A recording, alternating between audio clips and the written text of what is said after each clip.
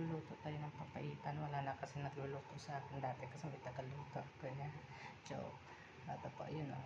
May tuwalya. Complete na po yan. Tuwalya, isaw, yung bitoka, tapos laman, yung tainga, puso, ito yung mga rekado niya, luya, bawang, sibuyas, daon sibuyas, patis, lemon, achi, and cubes. Kalimutan ko yung cubes, mantika.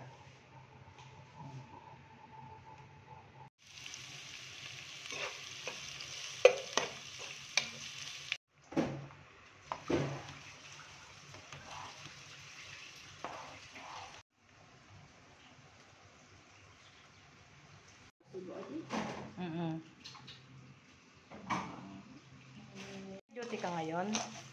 May racket ka ba kaya at mamamaya? Luto kong manik today. Tapos, yan, papaitan. Alam mo naman tayo.